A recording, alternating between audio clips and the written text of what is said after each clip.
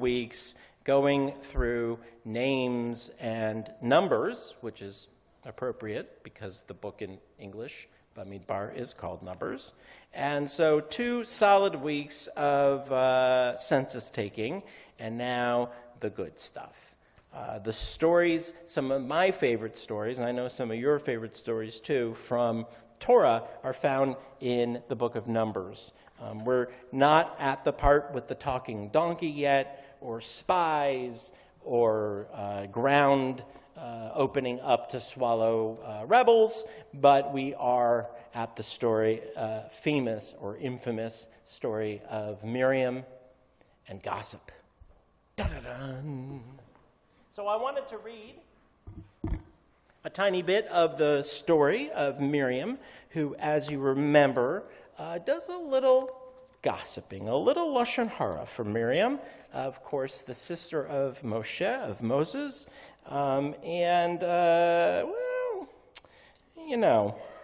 doesn't turn out so good for her, but let's see exactly what happens. And I know that you don't have your plow commentaries, and I thought that I had my page marked, but I do not. And, okay. The first part of this is now going to be filler. I actually can do 2 things at once still. So I'm going to talk and look for the page at the same time. The first part of the parsha is all about the manna from heaven and the kvetching of our ancestors. They don't like the way the manna tastes. In fact, they're so disappointed with the way the manna tastes that they complain to Moses and begin their many, many complaints along their journey. And I have found the page. Okay, so we're in chapter 8, Baha'alotcha, the very beginning of Numbers. And here's kind of, where am I here? Thank you. I'm sorry, we are in chapter 12 of Numbers. So here's what happens. Miriam and Aaron spoke against Moses because of the Cushite woman that he had married. He married a Cushite woman, they said. Has the Eternal spoken only through Moses? Has God not spoken through us as well? This is Miriam speaking with Aaron. All right, there are 3 siblings. For those of us who have 3 kids, we know the 2-on-1 gang up is proper, and the 2 always sort of moves around, and the one who's getting ganged up moves around, and it's sort of like, karma. If you pick on one, there's always 2 to pick on one, and it switches. But this time it's Moses and Aaron. So they have the chutzpah to say, first of all, negative things about this Cushite woman that Moses is married to, and then says, did God only speak through Moses? Has God not spoken through us as well? God heard it. So 2 verses of the parsha, they're speaking ill of Moses, and we learn from this parsha, along with many other stories coming up in Numbers, don't speak ill of Moses. That's God's crew of one. That's God's guy. It says the Eternal heard it.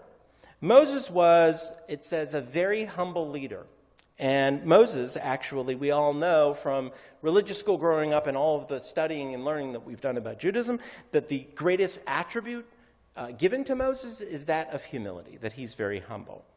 And so it says Moses was a very humble leader, more so than any other human being on earth. The Torah never very rarely specifies someone's integrity or honorable characteristics like this. But, of course, it is Moses after all.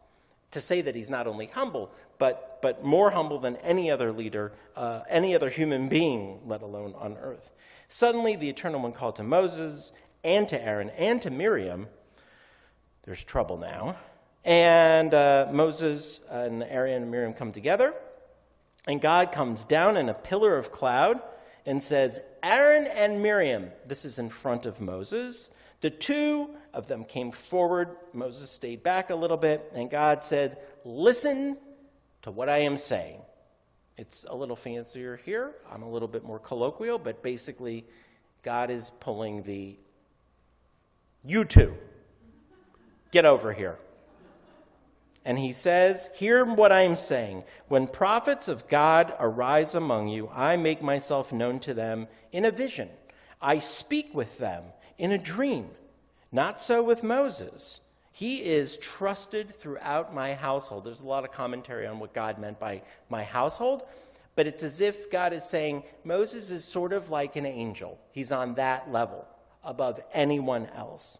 With him I speak face to face, mouth to mouth, plainly and not in riddles. If you've ever read the prophets, it's very hard to understand all of the imagery sometimes. And not in riddles. And he beholds the likeness of God. Remember the story where God passes in front of Moses. How then did you not shrink from speaking against my servant Moses? Basically, God is saying to them, what chutzpah the two of you have shown? What kind of leaders are you that you have shown such low behavior as to talk about my Moses behind his back? Still incensed with them, God departs, the pillar departs. As the cloud withdrew from the tent, Miriam was stricken with snowflake-like scales. When Aaron turned toward Miriam, he saw that she had this leprosy or was stricken with scales. And Aaron said to Moses, "Oh my God, OMG," it's in the Torah. "Do not blame her for the sin, but blame me. Let her not be looking." I mean, she looked really bad. Her skin was literally falling off. So, interestingly enough, Aaron says she looks like, here's the imagery to speak of her, looks like a newborn emerging from the mother's womb with half its flesh eaten away. How do you like that for... Right? Torah never does this. I always say never. Rarely does this kind of description. She looked pretty bad. And Moses intervenes. Remember, he's humble, and he's the nicest guy on earth. And what does he say?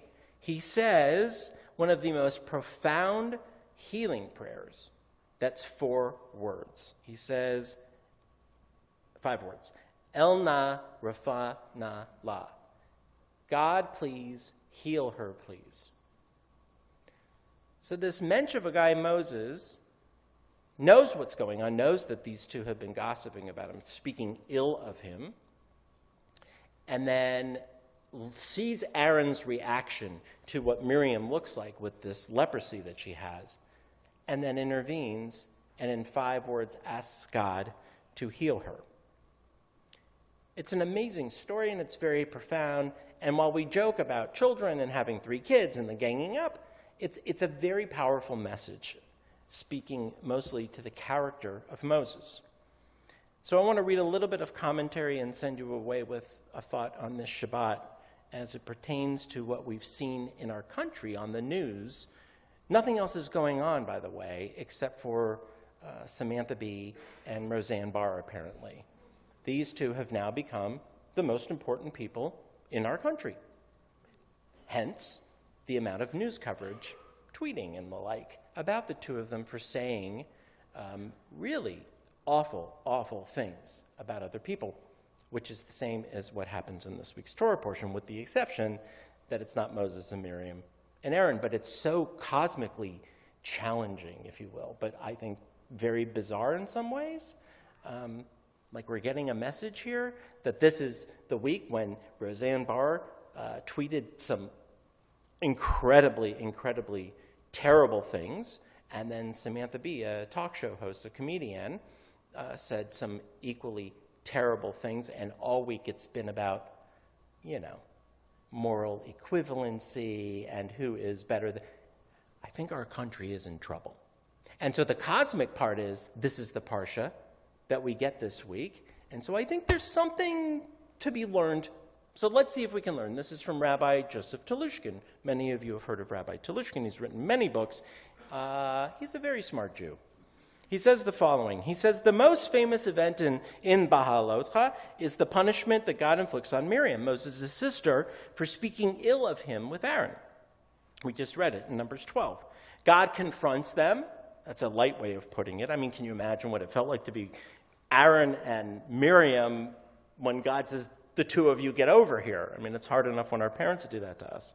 God's furious for the way that they're talking about Moses and the fact that they're kvetching about how Moses is the only one who's getting information for God. We're spokespeople too, like they're having some sort of weird power struggle.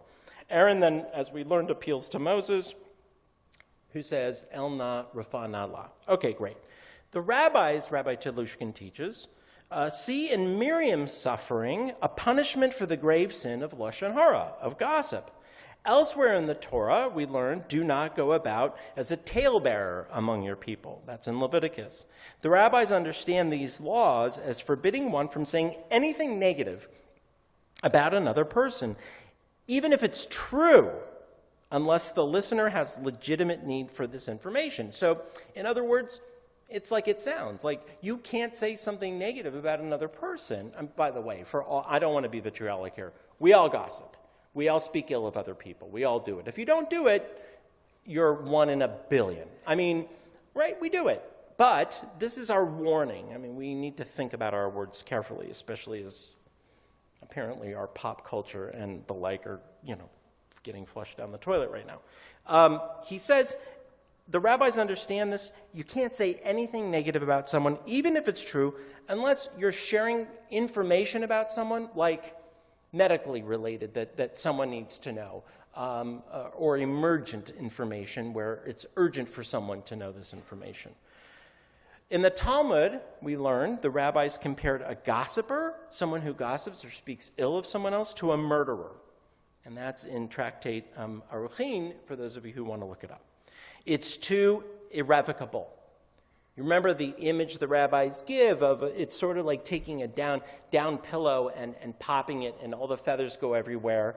And to get back those terrible words that you've said, it would be like taking every single feather and putting it back in the pillowcase. Like, you'd never be able to do it, especially if it's a windy day. One day, there is this idea of how impossible it is to undo the damage by harmful language. There's a Hasidic story that he tells about a man who went through his community slandering the rabbi.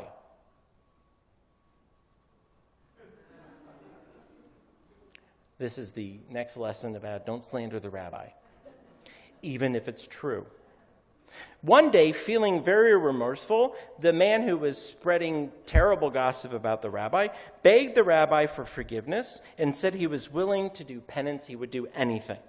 The rabbi told him to take a pillow and scatter it, cut it open and scatter throughout the winds.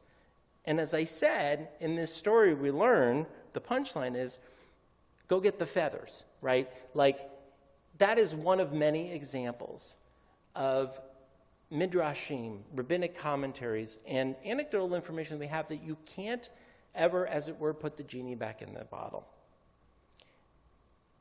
When the man says to the rabbi, now the story of the pillow that I've said a couple times here, it's not possible to do that. The rabbi teaches, yeah, it is, but just as you may sincerely regret the evil that you did by slandering me and truly desire to correct it, it's not possible to repair the damage done by your words, as it would be to recover the feathers from the pillow. And so here's the issue, I think, friends, that we are facing, and I would send you away with on this Shabbat. It's not just the sharing of gossip and the saying of horrible things. We've all seen this story before. We've all read this headline before. I think the problem, one of many problems, is the constant repetition of the story. It's as if our friends in the media services, and specifically on the entertainment channels, CNN and Fox and MSNBC, they're entertainment channels. They're not news channels. They're not. Repeat in these 48, 72-hour time periods, the repetition of other people screaming at each other, vitriolic and with the moral equivalencies. I think that's the problem. It's not enough anymore to say that something is wrong. Something someone said was wrong. Remember when, 30 years ago, another Jewish person, another Jewish entertainer named Howard Cosell, you remember Howard Cosell, said something awful on a Monday Night Football telecast about a black football player, and he was fired. Right? But I don't recall when Howard Cosell was fired hearing about it for 72 hours with the venom and vitriol of the people that have been speaking about Roseanne Barr and Samantha Bee this week. I think we learn from the Torah that there are consequences to gossip. There's consequences to slander. That the person who perpetuates the gossip, whether it's karma later on with people talking about them, or it's leprosy as it is for Miriam, that it's very hard to find resolution. And the Torah finds resolution through Moses coming in as a humble person, as a kind person, and praying to God. I think we all need some humility. When we're arguing a point or we're trying to make false equivalencies or moral equivalencies between every issue. No one even argues fair anymore because all the argument exists is one position and the other position, and both people then try to kill each other to convince the other one how wrong they are. But this stuff is serious. When the rabbis say that speaking ill of someone, and they do it publicly now, at least on Twitter and all of these crazy things that people use, it's like murder. It destroys the fabric of the community and of the society. And it takes someone of humility like Moses to be able to say, God, please heal her, please. In other words, I don't have all the answers. My sister is sick. It's not worth it for her to be that sick. Please help her heal. On this Shabbat, I hope that we will all find some humility inside of ourselves. I can't even turn on the television anymore. I don't even watch these entertainment shows anymore. I have to look elsewhere for news because they're just people screaming.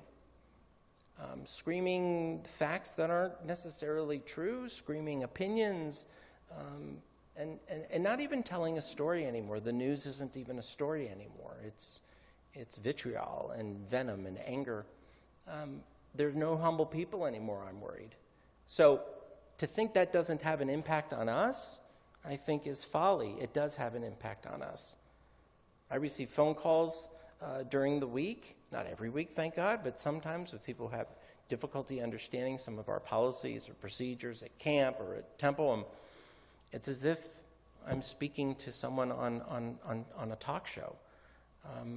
We have to be respectful of each other and have humility.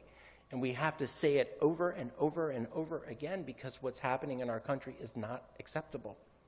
It's not. Our children are learning all of the wrong lessons and none of the right ones. So on this Shabbat, let's look for some Moseses. Let's be that part of Moses that is humble. Let's stop fighting so much and arguing so much. And let's call what's wrong, wrong. And what's racist, racist. And what's misogynistic, misogynistic. And stop trying to justify it by equivocating it with other people suffering. It's killing us. And as we learned in this week's Parsha, it affects then the whole community. Because the last thing I want to say, the community does not move until Miriam's all better. She gets placed in a quarantine, as people did in the Torah when they have these types of diseases. She's put in a quarantine for several days, 7 days. The community doesn't move. They don't leave without her. They don't leave her behind, even though she sinned. They don't abandon her. And I think that's the most powerful part of the story, is not just Moses' praying on her behalf, but the community not being able to move forward until she is healed. I hope our country, our society, our civilization isn't as stuck for as long because of these wrongdoings by other people. Shabbat Shalom. It's great to have Steve Bandler